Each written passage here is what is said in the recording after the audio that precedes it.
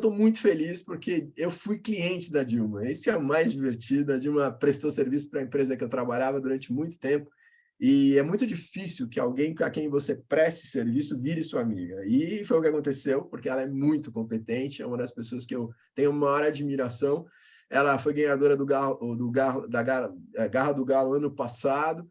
Dilma Souza Campos tem uma trajetória muito divertida, muito legal. Antes de se tornar fundadora e CEO da agência de live marketing Outra Praia, ela iniciou sua carreira como bailarina, foi atriz, interpretando, e você vai lembrar, se você tem a minha idade, a Patativa, o Passarinho do Castelo Rá-Tim-Bum, e passou por grandes agências brasileiras, tem experiência multidisciplinar, atuou em direção artística, direção de produção e planejamento.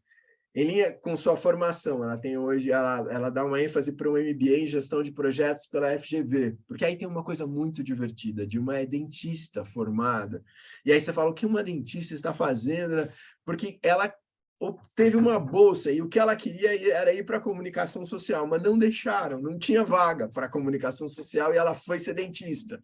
E aí, como o destino fala mais alto, né, e a vocação pede mais, ela acabou entre nós, né? Atualmente ela é conselheira da AMPRA, Associação de Marketing Promocional, participou do programa de mentorias Men in Women em 2016, é influenciadora e mentora da Rede Mulher Empreendedora, ativista absurda, facilitadora do programa do Google Woman Hill, Cresça com o Google, colunista do portal Promovil e TEDx, e speaker em TEDx.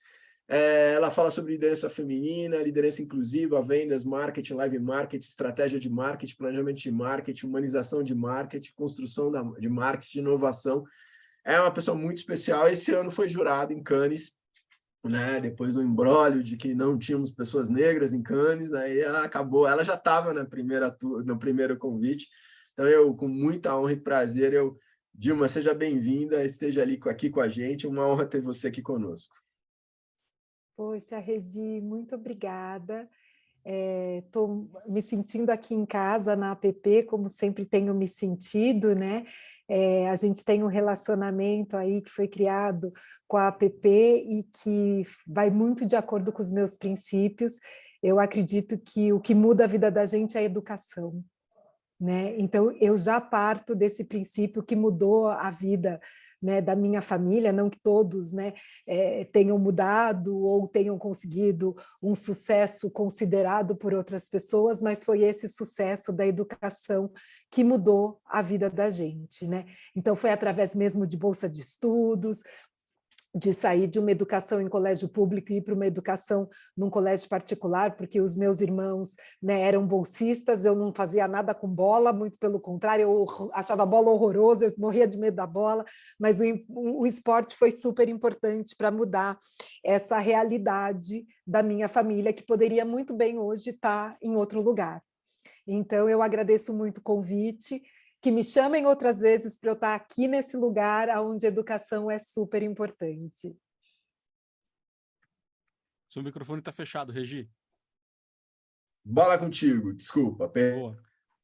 Não, show de bola. Bom, Dilma, a nossa missão aqui é sempre trazer um pouco do retrato da realidade do mercado profissional, né, para o corpo acadêmico, que hoje está fazendo toda a gestação dos profissionais que vão assumir o nosso mercado logo em breve, né, e discutir, debater e conversar o que teoricamente a gente pode fazer do lado do mercado para melhorar essa proximidade com a academia e como a academia se aproxima do mercado para termos profissionais cada vez mais preparados para encarar o desafio do nosso dia a dia, né? E uma coisa que eu queria introduzir contigo é live marketing e agência de publicidade tradicional, né? Quais são os pontos em comuns, o que muda de uma agência para outra, para a gente poder primeiro começar a contextualizar o seu segmento de atuação. E aí acho que a gente vai avançando nesse papo aqui. Os professores que quiserem mandar suas perguntas, pode mandar aqui na caixinha do chat e a gente vai fazendo as perguntas para a Dilma. Dilma. Bom, eu só consigo entender o live marketing como sendo dos pilares da comunicação, né? Eu acho que a gente tem visto isso, que a comunicação tem mudado muito. Quando eu entrei em live marketing, a gente nem falava o termo live marketing, a gente falava evento. O que você vai fazer? Vou fazer evento. e tinha um pouco a característica, alguns anos atrás, e alguns bons anos atrás, que dizia assim, se você não teve sucesso, não conseguiu uma agência de publicidade, vai lá fazer evento, que isso é uma forma de comunicar. E aí, o que eu via também, o Douglas, é que a verba destinada pelos clientes para o live marketing, ela era pequenininha, ela era pouquinha e tal. O que eu vejo, né, nesses anos todos que se passaram chegando hoje? A verba mudou, o live marketing hoje brilha para qualquer cliente, porque experiência de marca, aquilo que se faz, tem um olhar e uma importância da comunicação que consegue atingir o cliente de forma diferente, né, aquele nosso consumidor final, e que as verbas têm aumentado tão consideravelmente que hoje a gente já vê muita marca, inclusive uma marca bem famosa de cerveja, que coloca 70% da verba dela para live marketing e 30% para publicidade, do que a gente chama de comum. Eu, de fato, acredito que o mundo que a gente vai ter no futuro é o mundo da comunicação, onde todos esses pilares vão estar juntos, não vai mais haver essa separação. E a gente está no momento que a gente vê as agências tentando achar um caminho e o live marketing muito focado naquilo que está fazendo, crescendo, incorporando muito mais facilmente a questão do marketing digital. Então, no início, quando chegou o marketing digital, a gente ouvia muitas agências falando, isso daqui a pouco é onda, né? Isso é uma tendência, é uma trend, já passa e tal. E a gente viu que o marketing digital hoje manda, né?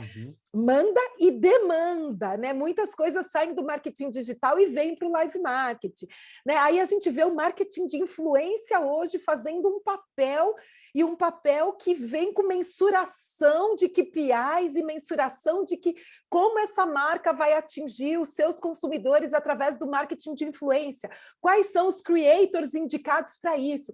Cada vez mais tudo isso sendo mensurado, né? É ROI para evento, é ROI para a questão de mercado digital, de marketing digital. Então, assim, as coisas estão em plena transformação, né? E o que vai ser a comunicação do futuro é isso que eu acho que a gente tem que muito se ater, principalmente quando a gente fala em formar a gente, né?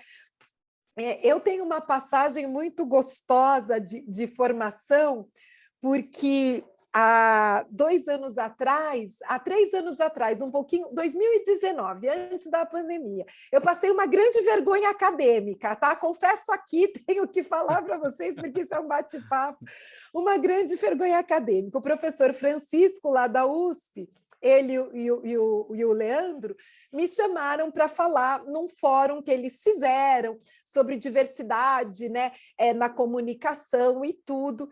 E eu perguntei sobre o que é esse fórum, né, e tal, e aí eles me falaram, não, a gente vai fazer um papo, são vários professores e tal, que horas que eu falo? Você fala às 5 da tarde, você fecha o evento e tal.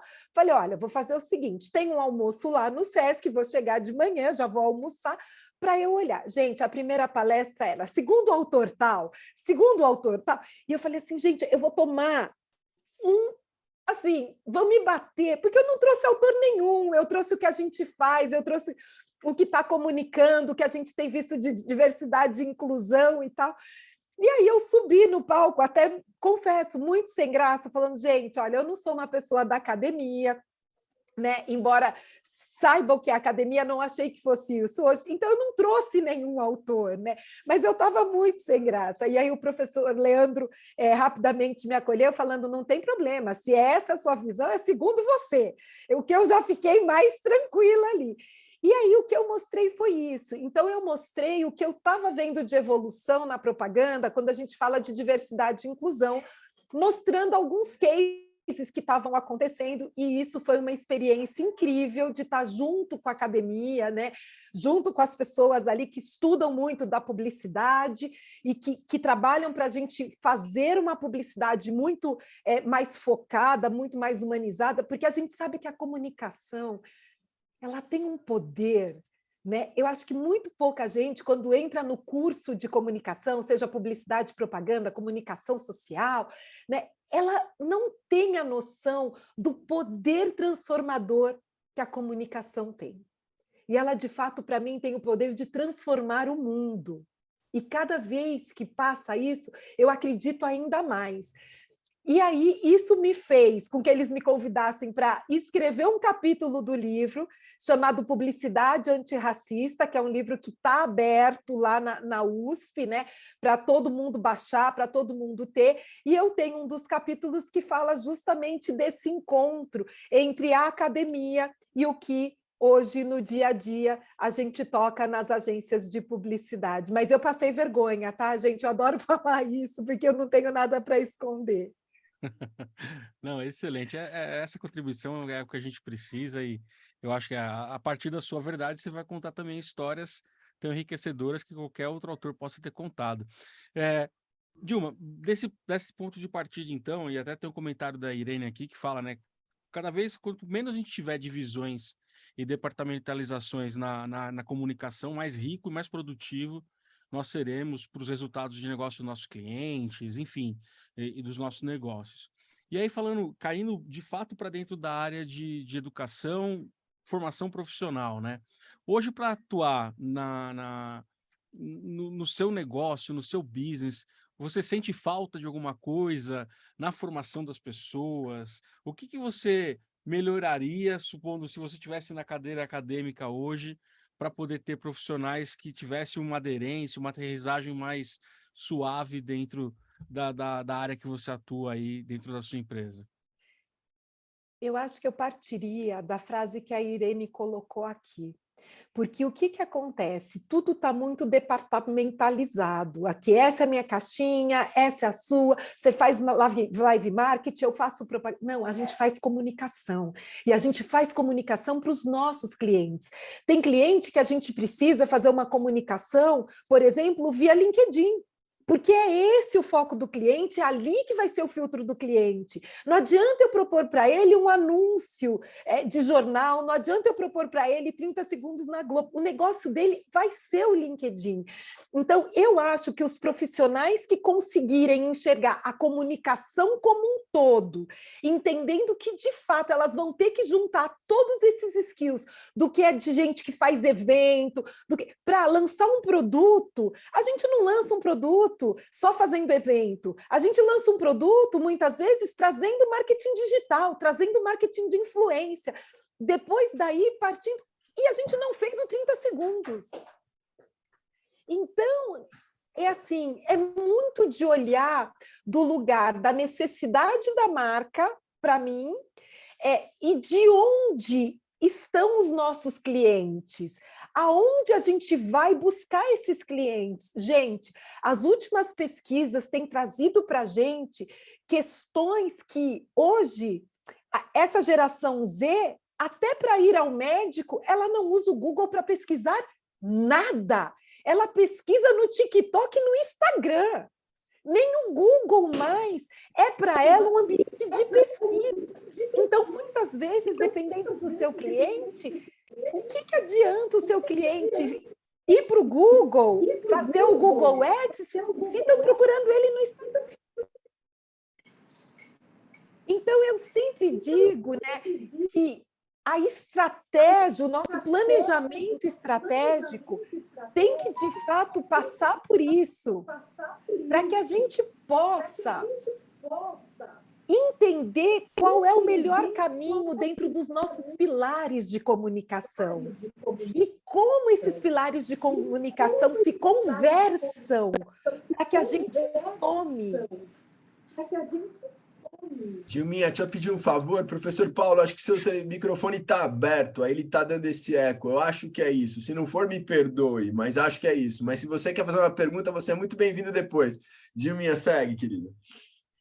Não, é isso, então eu parto da colocação da professora Irene, que fala, não adianta a gente, olha, isso é isso, isso é isso, e o que a gente faz para o cliente? Gente, tem horas que, assim, eu acho que o mais legítimo para dentro de uma agência é a gente falar, não sei, vou arrumar uma questão para resolver isso. E, ao mesmo tempo, a gente tem entendido que a vida está com uma velocidade tão grande e a comunicação tem pedido para a gente andar numa velocidade tão grande, né, que a gente precisa, de fato, usar metodologias como Agile, Design Thinking, a própria mesa, né? Aonde, muitas vezes, a gente traz especialistas nos sprints para nos ajudarem a construir aquela comunicação. Ou seja, não tem como a gente ver o mundo da comunicação, de quem faz a comunicação, não sendo colaborativo no futuro. Traz a sua caixa de ferramenta, bota em cima da mesa e que a gente vai fazer um mix dessas caixas de ferramenta para a gente atingir o objetivo, o melhor objetivo para aquele nosso cliente. Então, eu acho que esse olhar, que muitas vezes as pessoas falam holístico e tal, ele passa de fato, né, por todas essas especialidades da comunicação. Não vai haver mais isso é live marketing, isso é propaganda, vai haver comunicação para mim no futuro. Muito bom. Posso provocar aqui, Douglas? Fica à Essa vontade, moça nos Regi. provocou, né? Eu fui pensando nela porque eu sei o talento dela e queria ouvir um pouco de Cannes. Eu vou perguntar alguma coisa de Cannes, mas aí ela traz uma pauta maravilhosa, né? Ela fala um pouco sobre o que o ESG vai mexer com os negócios e está mexendo com os negócios. E foi engraçado que ela postou uma coisa e eu, totalmente ignorante, não sabia do Chocolate Tones. Vou pedir para ela contar um pouco a história, mas do que ela sabe.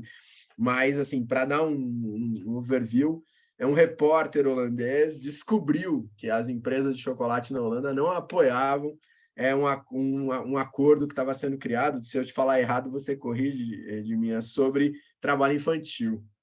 E aí ele criou uma empresa de chocolates. E esse é o novo momento que a gente vê. Dimia, como é que é isso? Como é que você conhece esse case? Não sei se você teve impacto com ele fora. Conta um pouco para a gente, o que isso vai fazer com o nosso negócio? A partir do momento, né? Eu sempre gosto de lembrar de uma coisa que eu amo, um case que eu amo, que é o case da Fearless Girl, na frente do touro, né, do Bolsa do Wall Street, e não sei se todo mundo sabe, eu amo aquele case, mas aquele case foi um grande problema, porque no primeiro momento que divulgaram aquilo, botando a menina na frente do touro para falar do Dia Internacional da Mulher, um grupo de mulheres muito legal foi olhar a empresa que patrocinou para saber quantas mulheres participavam do board dessa empresa, e não participava nenhuma mulher. Então o cara queria surfar na água, queria falar da mulher no poder, mas não tinha mulher no poder na sua casa. Como é isso, Dilma? O que está agora? O que a gente tem que se preparar para falar sobre isso, para enfrentar esse tipo de coisa? Conta a tua impressão sobre isso. Bom, Regi, eu vou contar, eu volto no Tones, porque eu acho muito importante falar dessa marca de chocolate, desse negócio construído em cima do ESG. Mas, falando um pouco, que você acabou de falar de mulheres, deixa eu contar um case que eu presenciei em Cannes, ele estava em live marketing, e aí depois eu fui conversar com a agência que fez e como aconteceu, porque eu acho que eu posso mostrar várias coisas a partir deste case. Todo mundo sabe onde fica o Peru, né? O Peru é localizado aqui, né, muito próximo da gente, na América do Sul, e eu também não sabia disso. Veio para a agência uma demanda de se fazer uma campanha para o Dia Internacional das Mulheres. E isso veio para a agência em 2019. O cliente era um banco. Banco. Dinheiro, banco, conta. E o que aconteceu? Eles se reuniram para pensar, eles tinham lá tudo muito claro do que eles queriam para essa campanha para o Dia Internacional das Mulheres, quando uma mulher que estava sentada na mesa levantou a mão e falou: gente, para que esse banco vai fazer uma campanha do Dia Internacional da Mulher? E todo mundo fez essa cara olhando para a pessoa. Uma mulher questionando isso. Ué, Dia Internacional da Mulher. Não, eu não estou questionando isso. Eu não sei se todos os homens se lembram aqui nessa mesa, e ela me contou exatamente isso. Para qualquer mulher abrir conta em 2019, gente, eu não estou falando de 1999, nem de 1919, eu estou falando de 2019. A mulher no Peru só podia abrir conta se um homem assinasse e avalizasse para ela que ela seria capaz de gerir a sua conta. Então, a agência, depois de entender o que essa mulher estava falando e dela bater muito na mesa, voltou para o banco e falou: está tudo errado. A gente, para fazer uma campanha para vocês, precisa incluir as mulheres no rolê. E o que a gente está fazendo? Se uma mulher, para abrir a conta aqui, precisa da assinatura do marido ou do pai, está tudo errado. E eles foram olhar, e era um sistema que vinha há anos fazendo isso, né? Até 2019. E aí, o que eles propuseram? Seria incrível, e esse sim é um case, se a gente conseguisse mudar isso. E aí, eles fazem uma campanha, eles vão lá, fazem todo um PR com imprensa, vão para tentar mudar esta lei. E aí eles lançam uma campanha linda, que eles conseguiram mobilizar as pessoas e que agora, para abrir conta no banco deles, a mulher podia abrir conta sozinha. Ela não precisava mais da assinatura de nenhum homem para que avalizassem ela. Gente, esse case aconteceu dentro de uma agência de comunicação. Olha o impacto que ele tem, não só na economia, mas na vida de todas essas mulheres. Foram pessoas formadas em comunicação que entenderam a fundo essa necessidade e mudaram isso. E, claro, quando a gente fala de diversidade e inclusão dentro das equipes, é porque se talvez não tivesse uma mulher na equipe, ninguém lembraria desse dado. O quanto é importante. Eu digo isso, colocar diversidade e inclusão na mesa é aumentar o poder da tecnologia e da inovação. É trazer tecnologia para a mesa, porque é olhar de um ponto de vista muito diferente. Gente, um case como uma edição de Cannes, 98% pautada em ESG, onde a governança deu o caminho a ser seguido. Eles trocaram todo o sistema, eles foram entender de onde era a lei, como eles podiam passar essa lei, se eles podiam mudar, para criar uma campanha incrível de inclusão feminina, através do poder econômico. Então, esse é o poder que eu falo da comunicação e que eu falo do ESG. A mulher que entendeu isso e que isso criou para ela uma liberdade, ela jamais deixa essa marca, gente. Ela vai falar sobre isso anos e anos. Isso deixa um legado. Sim, Irene, a mesma coisa o Tampon Book. Esse é um outro case, gente, que quem não conhece tem que conhecer. O que acontece? O livro, eu não sei exatamente os valores, se a Irene souber, ele fala, mas é assim, para você editar um livro e vender um livro, você tem um imposto de 3%. Para você vender um absorvente interno, o seu imposto é tipo 15%. Né? Essa era a diferença entre os impostos. Veio também para uma agência de comunicação que falou, gente, mas peraí, de 8 para livre e 17 para o absorvente interno, o tampão. O que aconteceu? Vamos fazer um livro. A gente vende o livro e coloca, como o livro fala sobre a liberdade feminina, como o livro fala sobre o corpo feminino, a gente coloca no final do livro uma caixinha lotada de tampão. E a gente vende pagando 7% de imposto.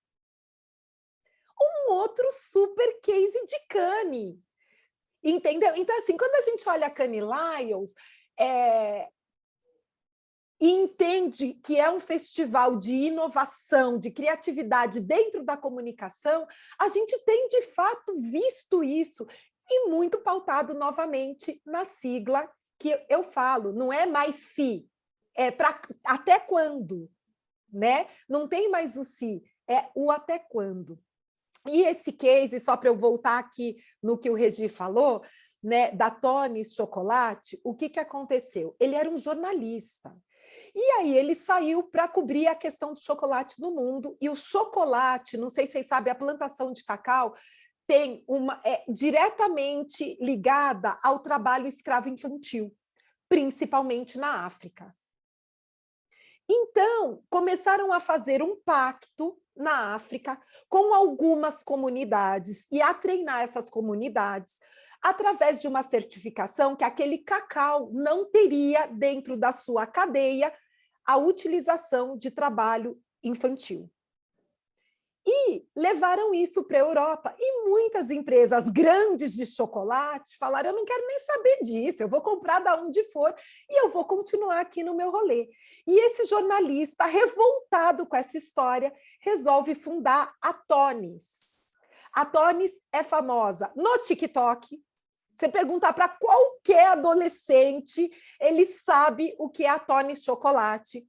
Fez uma loja super live marketing, cheia de experiência. A hora que você entra, você gira um negócio, cai o sabor que você quer, tem a caixinha arco-íris. Inventou um monte de produto, se certificou, então ela é uma empresa de chocolate certificada, que uma parte do lucro dela vai para abolir o trabalho infantil na plantação de cacau do mundo, e ela cresce 600% ao ano.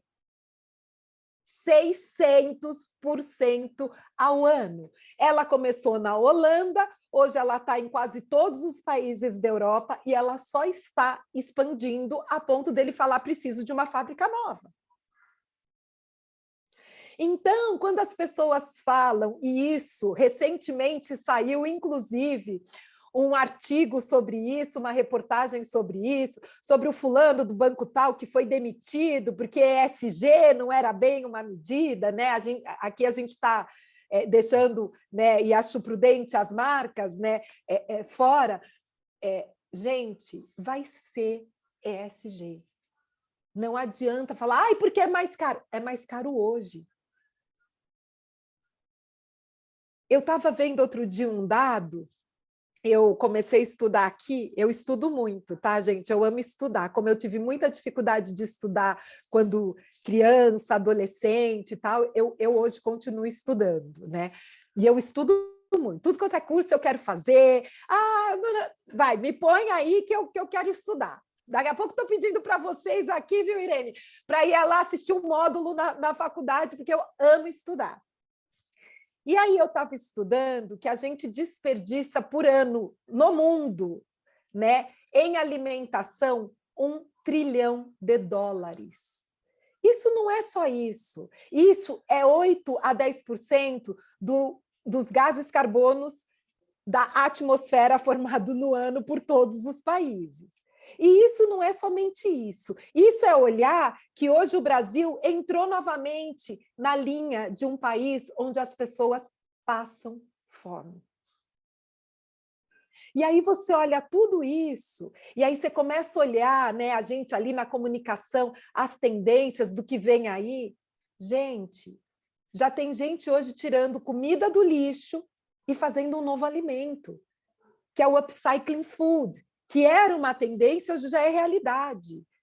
Já tem mais de 14 empresas, algumas reaproveitando coisas ainda antes de chegar no lixo, e 2 delas tirando literalmente do lixo e fazendo disso uma proteína com tratamento e tudo. E é isso que eu fico pensando, que é o poder, porque essa tendência ela não vai chegar sozinha. A comunicação vai ser responsável por construir, falar sobre o quê, trabalhar, educar. A comunicação é responsável por educar, de como vai ser o consumo desse tipo de comida no futuro. Então, assim, está muito na nossa mão a gente definir os próximos 50 anos. E não é nos próximos 50 anos, a gente tem que definir hoje. Então, essa é a história do Tonies. Dei uma volta, fui até Cannes e voltei, mas estava tudo na Europa, tá, Regi? Só fui para o Peru um pouquinho, que eu achei importante trazer esse caso aí. Tá fechado, Regi.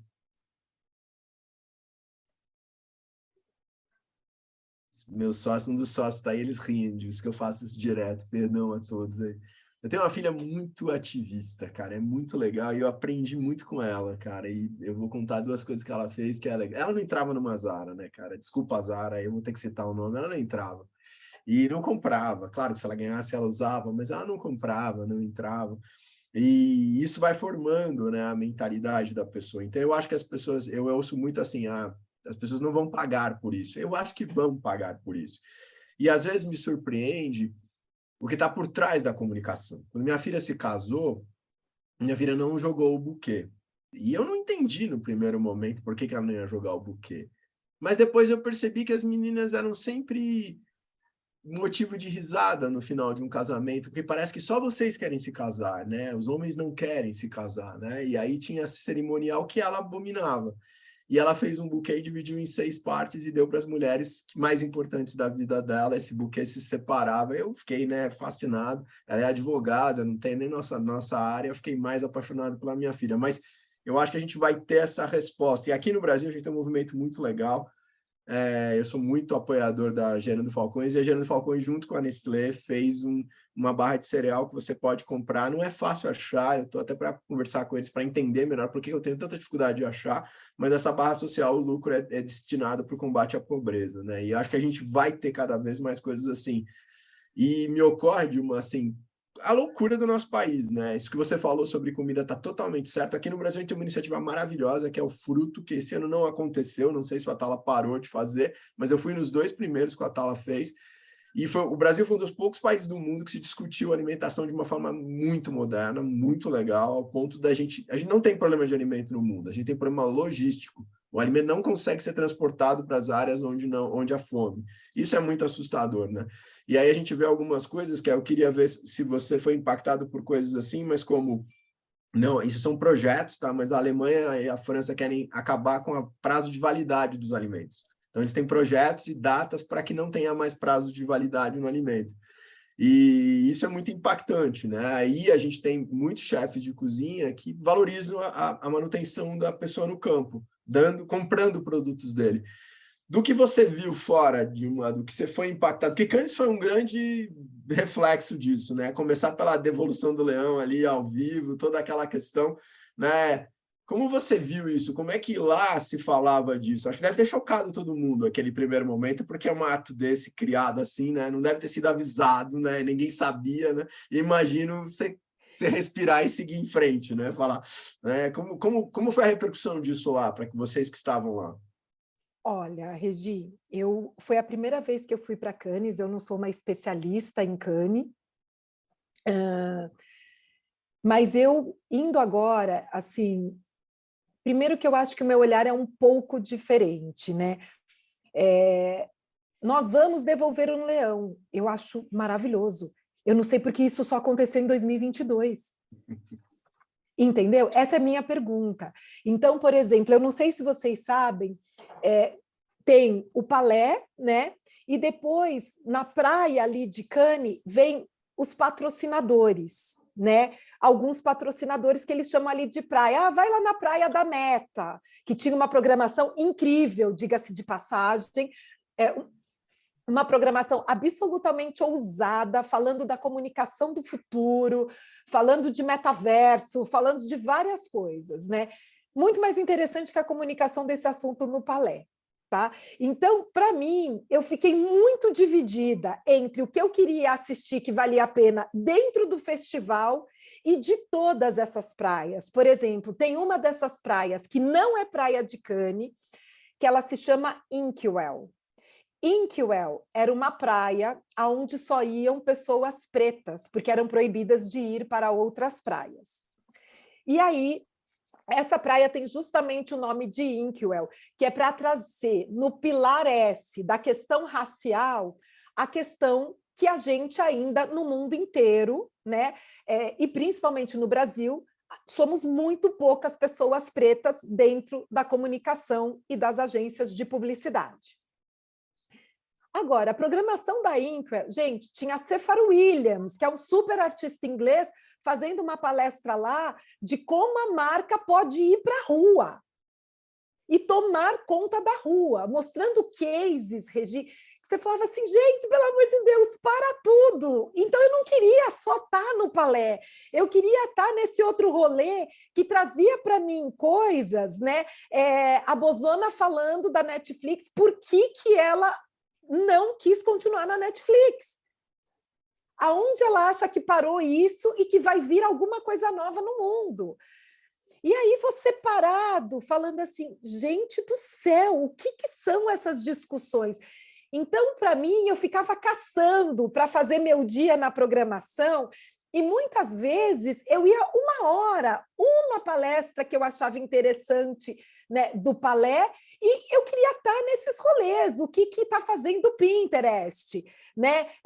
Qual que é o caminho que vai ter, como é que o nosso cliente entra lá, e outros tantos clientes ali que vêm, porque antigamente, gente, a gente falava assim, e antigamente, 15 anos atrás, né? Ah, não, a marca para colocar seu patrocínio num filme, não é tão bom assim. Gente, tá tudo virado de ponta cabeça. Então, você tem lá o Warner, entendeu? Falando de brand content. E de como a marca entra num filme e como o filme comunica. Então, é aí que eu falo, tem que ensinar cinema, tem que... a comunicação não é mais isso. Assim, eu achei incrível o que vocês estão colocando aqui. É tudo junto, comunica a marca, não tem mais uma coisa ou outra. E aí, assim, disso, o que mais eu vi que era para mim um choque? Então, quando subiram nesse case, ou no case do tampão, para buscar no palco o troféu, né, o seu leão, cara, era 90% homem, 10% mulher, um preto e um gay. E um LGBT. Então, assim, ainda é muito pouco. E aí você vai, de fato, ouvindo histórias que você ouviu a vida inteira, que é o cara foi lá, mudou o rumo do trampo, né? Mudou o rumo do job, e o nome dele nem foi, porque ele era peixe pequeno. Aqui na ficha técnica só vai diretor. Então, assim, quando que a gente vai parar de fazer isso? Quando, de fato, a gente vai dar crédito a quem tem que ter crédito? Quando a gente vai ter, de fato, na área de criação, que é uma área que, cara, a Morgels faz isso lindamente, trazendo mulheres para a criação, para o planejamento, entendeu? Não só ficando lá na execução, né? Porque parece que mulher tem que executar, não está lá no planejamento, na estratégia, na criação. Ainda a gente é assim. E nós estamos falando de 2022. Óbvio, se eu olhar para trás, eu falo, gente, de quando eu comecei para agora, mudou muita coisa. Mas será que é nessa velocidade que a gente está mudando, que os nossos clientes vão exigir futuramente? Óbvio que não.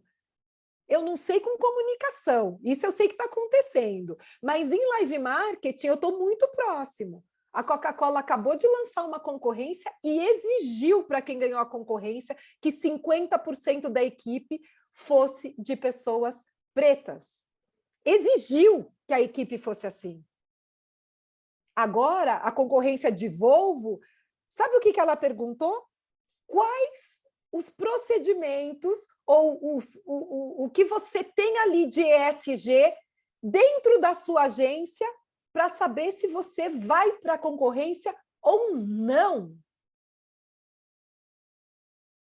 Então, o que você faz no seu planejamento que é ESG? Sua equipe é diversa? E quando eu falo diverso, gente, eu não estou falando só de pessoas pretas, eu estou falando de gente que não senta na sua cama. Senta na minha porque vem lá de Capão Redondo, é meu amigo e senta na minha cama. Entendeu?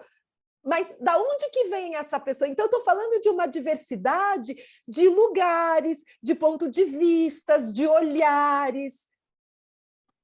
É isso que está transformando. Só que o cliente está pedindo isso hoje e a agência ainda não está preparada.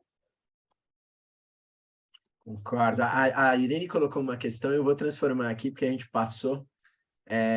Tem um olhar, ela foi bondosa, ela falou que o mercado de marketing tem durado 2 anos. Eu tenho dito, Irene, que tem durado 6 meses. Há muitos gerentes de marketing não duram 6 meses no cargo. E essa pressão é muito complicada. Como que a gente vai contrapor isso? O cara tem que performar, e ele pode optar por um projeto ESG ou ele pode optar por um projeto em que ele vai faturar muito dinheiro.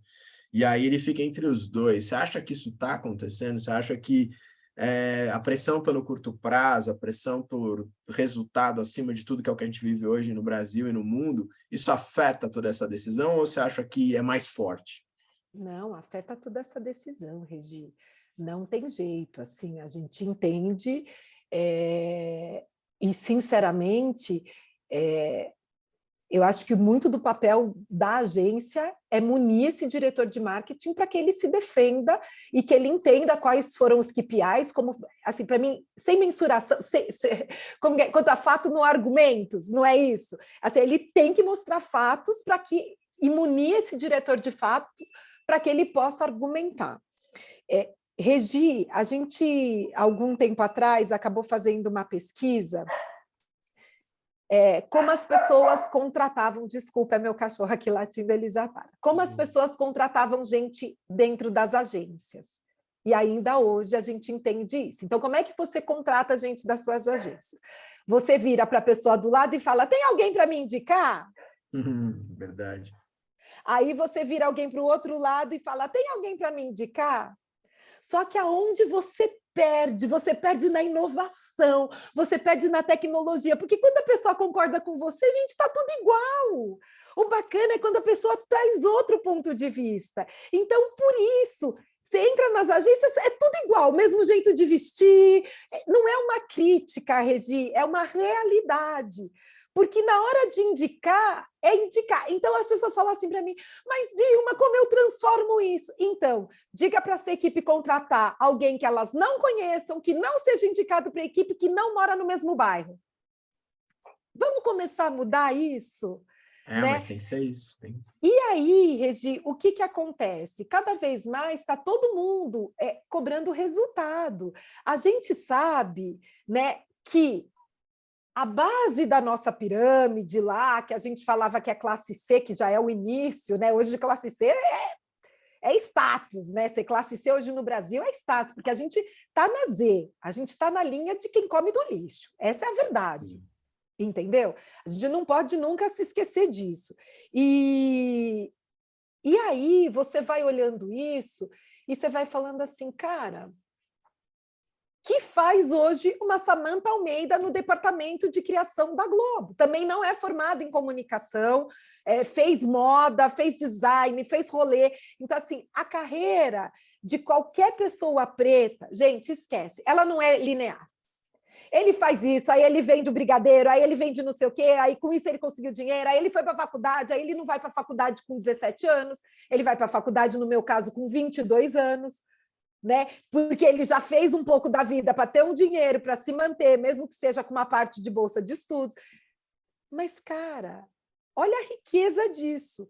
Então, o que os RHs hoje, né? E é uma coisa que a gente tem conversado, eu converso muito com RHs, é que eu acho que esse movimento, ele não é para mim, esse movimento é coletivo, né? Precisa de inglês, mas a conta que ele vai atender só fala em inglês? Não. Então, por que você vai contratar uma pessoa que não fala inglês? Qual que é o problema? Ele vai atender uma conta que o inglês não é mandatório nesse momento. Então, contrate. Agora, contrate e coloque metas. Faça ali para ele justamente uma avaliação que o tanto sistema B pede para a gente. Desenho de carreira, faça para ele um design de carreira. Olha, daqui para você chegar até aqui, você precisa falar X de inglês. Então, quando você chegar até aqui, você vai ter aumento de salário, você vai crescer aqui dentro, a gente vai te ajudar com uma porcentagem para pagar esse curso de inglês. Gente, eu tenho certeza que essas pessoas se transformam. Cara, o case que ganhou Guaraná Antártica pela Soco, né? Então, o que era? Aquele dos estamos nos anos 80, sabem desse case? Que é dos uniformes dos anos 80, as fotos eram todas antigas, como se elas tiveram nos anos 80. Por quê? Porque elas ganham o que ganha um homem nos anos 80, elas ganham hoje. Então, elas de fato estão na década de 80, porque o salário delas não é o salário de hoje. Pensando nisso, a Soco criou uma super campanha, aonde, olha só, gente, começa lá no teaser. elas começam a utilizar o marketing de influência, daí vem para o digital, aí por último veio, né, ali para os 30 segundos da Globo, que são elas. Aí você olha para aquilo, é de uma riqueza, e aí ganhou o prêmio. E aí sabe qual que é a sua surpresa? Saber que isso saiu de um diretor de arte preto e de uma redatora trans, ou o contrário. É incrível isso, é incrível, né? E o mundo está se transformando. E é essa transformação, Regi, que muito diretor de marketing não está vendo. Porque o mundo está se transformando, o consumidor não é o mesmo, ele quer exigir outras coisas, ele quer dialogar com a marca. Ele não está no rolê dos 30 segundos, ele está no TikTok. Né? Ele está fazendo a dancinha dele. O tempo que as pessoas perdem no Instagram e no TikTok é incrível. E como essas redes se complementam. A gente viu aí recentemente. O Insta anunciou um monte de mudança e voltou atrás. Porque os consumidores dele falaram, se eu quisesse isso, eu ia para o TikTok. Eu não ia ficar no Instagram. Então, agora que está legal, eu prefiro o TikTok. Vocês vão me perder. E aí eles voltaram para trás. Para falar, ok, a gente entendeu o nosso papel aqui.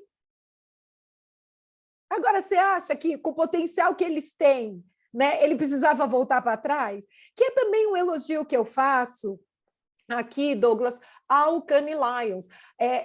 Liberaram a lista, tinha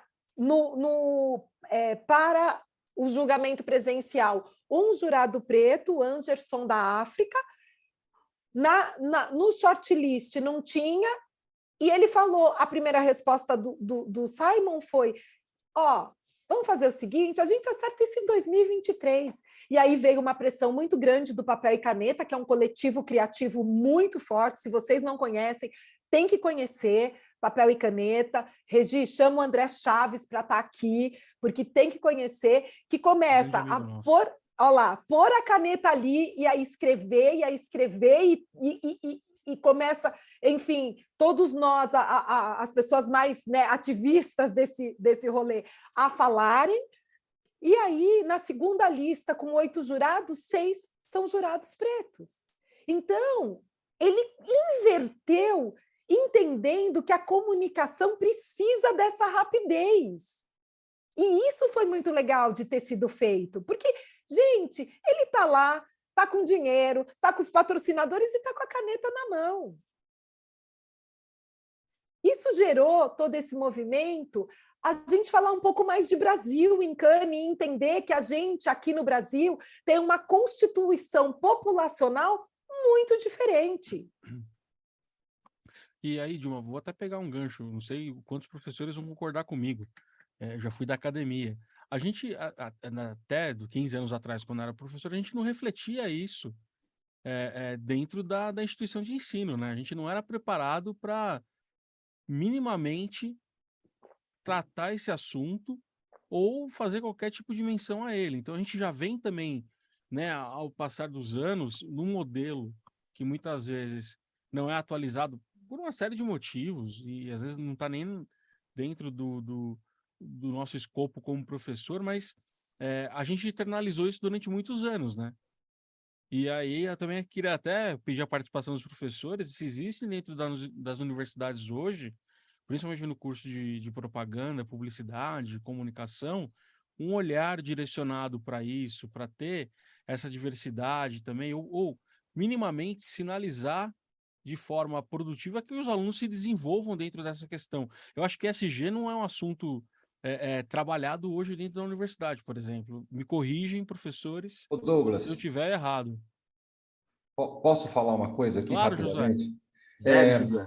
Eu acho o seguinte, cara, isso depende muito de onde você está, né? Eu vou falar da minha realidade. A gente é de interior, uma universidade pública que é paga. Então, assim, eu forçosamente, gostando ou não, querendo ou não, que não é o caso, tive que lidar com a universidade. Porque o meu aluno vem de escola pública. O meu aluno não é o aluno que tem dinheiro para ir para uma SPM, para uma FAP, para uma Mackenzie, Então, eu acho que isso aí, antes de toda a teoria, de toda a discussão que a gente está vivenciando agora, que eu acho sensacional, perfeita, nós vivenciamos aqui muito na prática, no dia a dia pedagógico. Hoje eu tenho um departamento que é extremamente plural, graças a Deus, e que a gente está muito preocupado que a gente vai ter que trocar de campus e se juntar com um outro curso que não tem o mesmo perfil que a gente, porque assim, nós construímos um perfil muito próprio, que é um respeito enorme por LGBTs, por pretos, por brancos, nós não temos grupos, os nossos alunos todos se misturam, isso virou meio que regra, que então quem vem estudar aqui, e a gente fala isso no discurso de recepção, tem que entrar no esquema. A palavra, eu sempre digo desde que eu virei diretor, que assim, a palavra de ordem aqui é respeito, né? E isso passa para o cara aprender a cumprimentar o porteiro, aprender. Então, eu acho assim, isso é uma construção, né? Eu acho que passa pelo pedagógico, né? Mas eu, como muitas coisas, teve uma época que o pessoal porque queria que enfiasse nas matrizes curriculares de publicidade a disciplina de comunicação integrada, né? E eu sempre fui contra. Isso não é disciplina, isso é pensamento, isso é direcionamento pedagógico. Então, eu acho que, de novo, né? Os professores, nós temos que discutir como que a gente cria isso como uma cultura que vai refletir dentro do saber e do ensino, né? E dentro do fazer pedagógico do dia a dia. Agora, se você, como no nosso caso aqui, você já convive com a diversidade sem escolha, porque o meu aluno é diverso, né? Porque ele não vem representando uma elite econômica, ou muito pelo contrário, a gente aprendeu aqui na marra e no fazer diário, né? Aí, quando vem discurso de ESG e tudo mais, fantástico, estamos trazendo isso, estamos. A gente criou um projeto inovador aqui, já cansei de falar, e dentro do projeto inovador está lá que uma das diretrizes, dos orientadores é o ESG, né?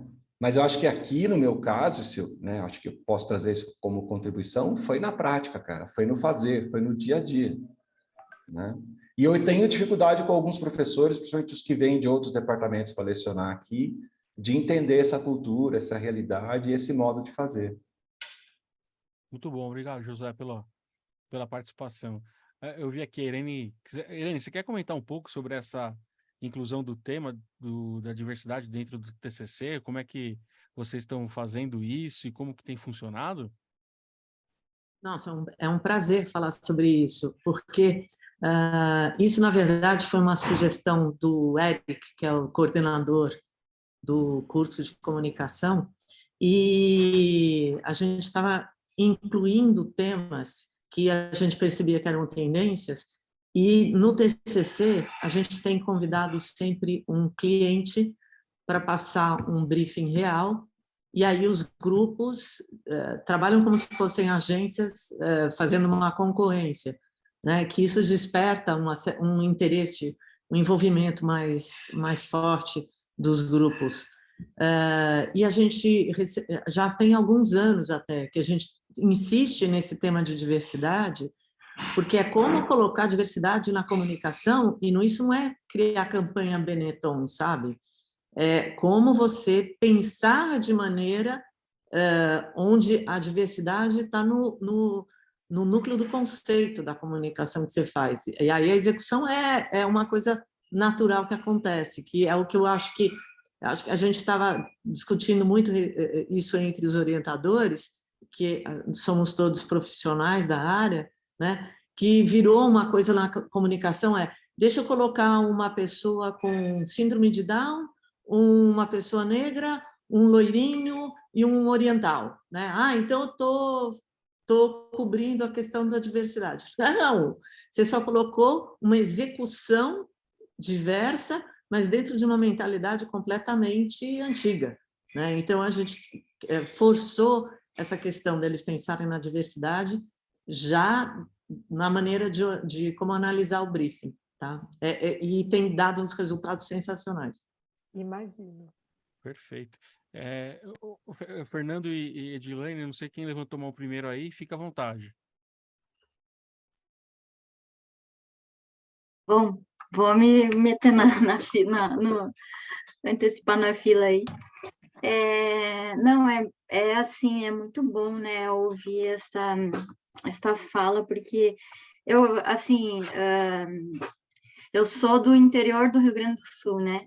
Fiz publicidade no interior do Rio Grande do Sul. E quando eu vim para a capital, eu também tenho essa questão desses preconceitos com o interior, né? E ainda fui para a área de criação publicitária, né? Então, é muito importante a gente ouvir essas falas, porque são dores da gente também, né? Que a gente traz. E eu queria também falar um pouquinho do exemplo que acontece lá na FIAFAM. A gente também trabalha bastante a diversidade com projetos que são desenvolvidos assim em vários semestres, né? Por exemplo, no segundo semestre a gente tem uma temática que é diversidade étnico-racial. Aí os alunos produzem desenvolvem campanha com essa temática, eles pesquisam muito sobre o assunto, eles se envolvem, né? E essas temáticas, elas são disseminadas, assim, pelo curso, então a gente tem trabalhado bastante essa temática, né? Essas temáticas da diversidade. E, assim, os alunos mesmo, eles sentem essa necessidade, porque a publicidade tradicionalmente nunca foi, agora que começou a ser mais, representar melhor, mas a gente tem as referências, né? Eu lembro quando eu fiz publicidade que as minhas referências de criativos eram todas masculinas, né?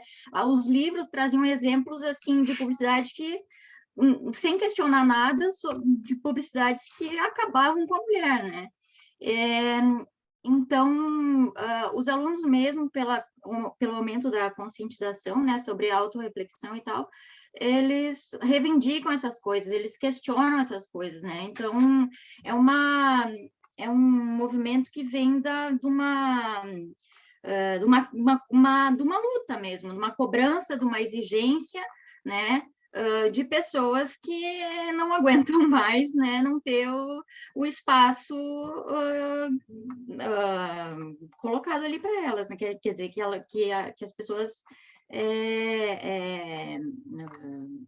que é delas de direito, né?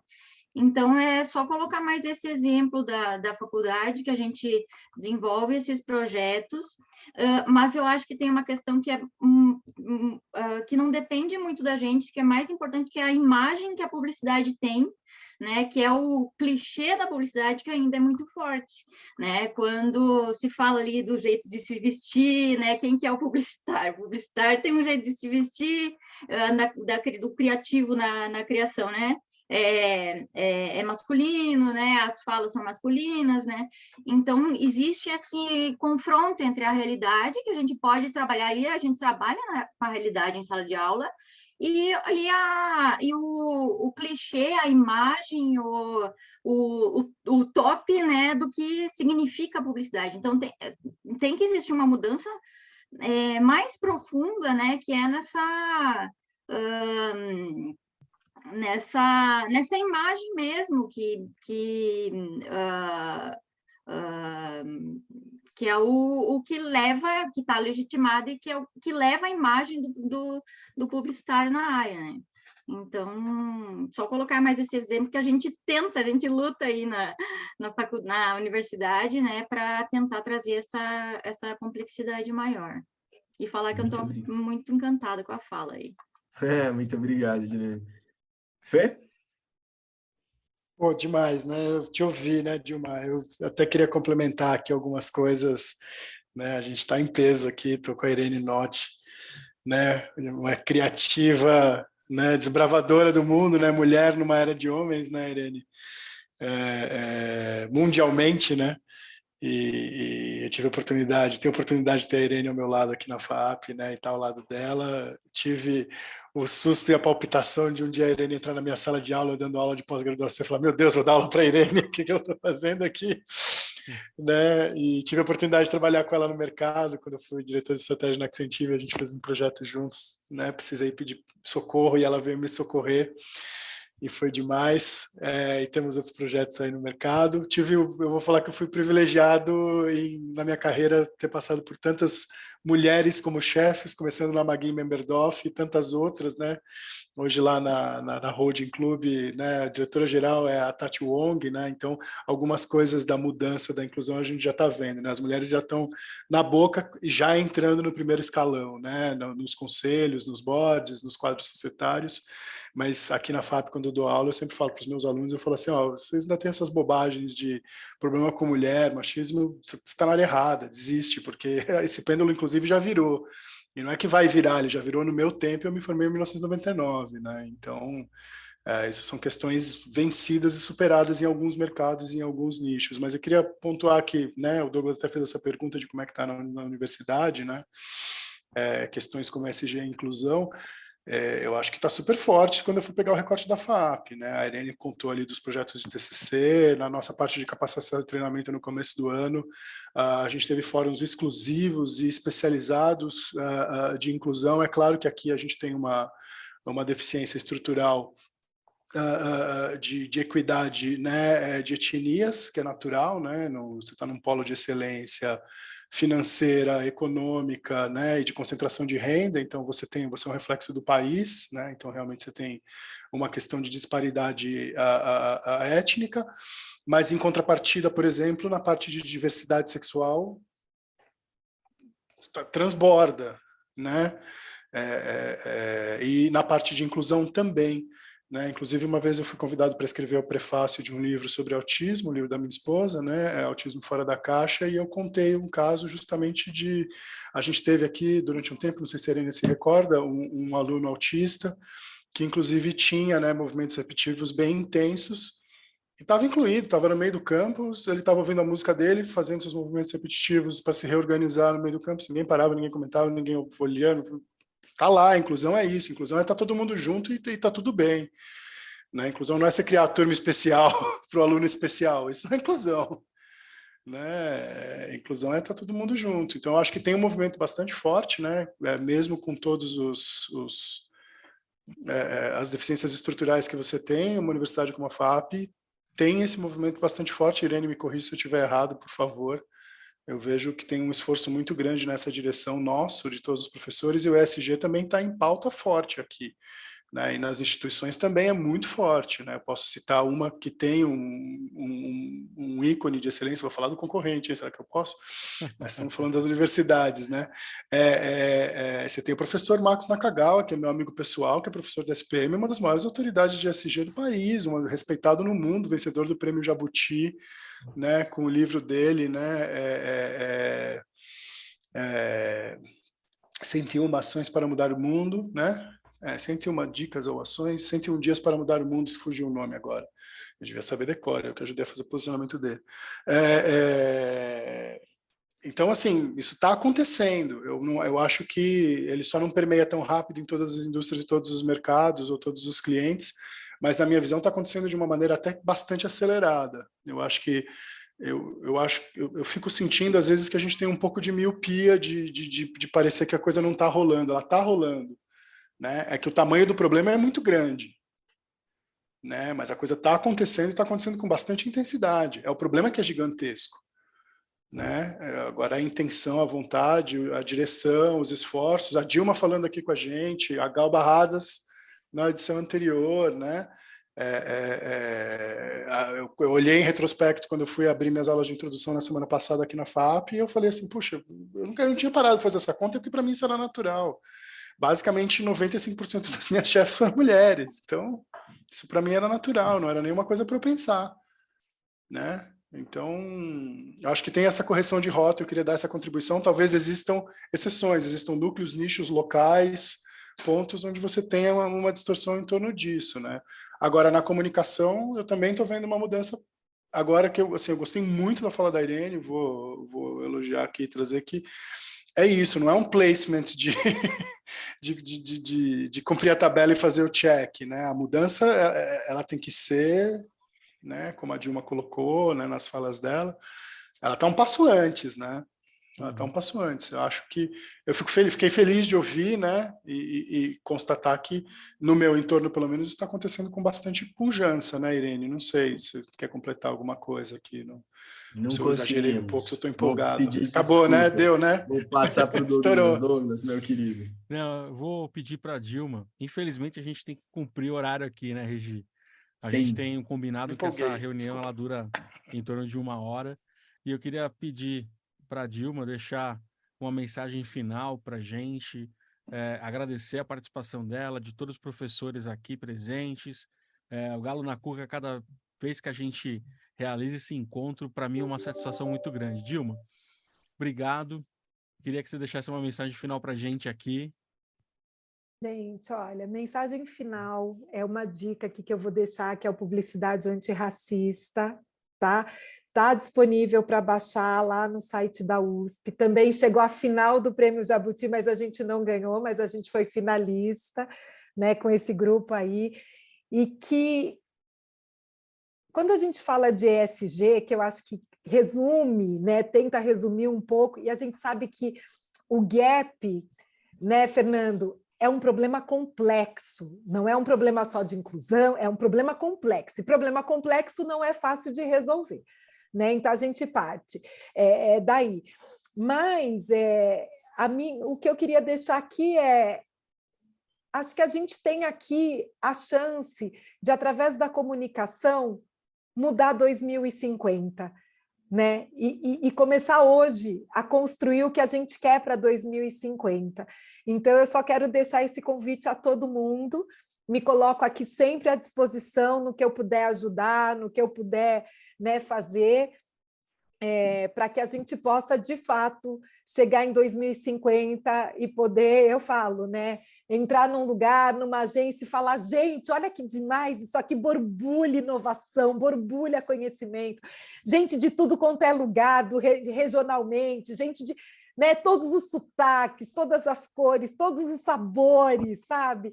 É isso que a gente quer para 2050 e campanhas cada vez mais de impacto, campanhas que cada vez mais consigam trazer resultado para os nossos clientes, né? A gente vê isso, a gente vê, por exemplo, hoje, tanto o presidente quanto o vice-presidente da Ambev têm os seus bônus aliados aos seus KPIs de ESG. Então, assim, não vai passar, veio para ficar. Então, gente, fiquem aqui com todo o amor do mundo que eu posso deixar, e é amor mesmo, né? Eu acho que a gente está aqui num grupo que ama comunicação, senão não estaria nem aqui, né, ensinando a comunicar, né? Então, fiquem aqui com todo o amor do mundo, que é o que eu posso deixar para que a gente construa um 2050 muito melhor para todos nós.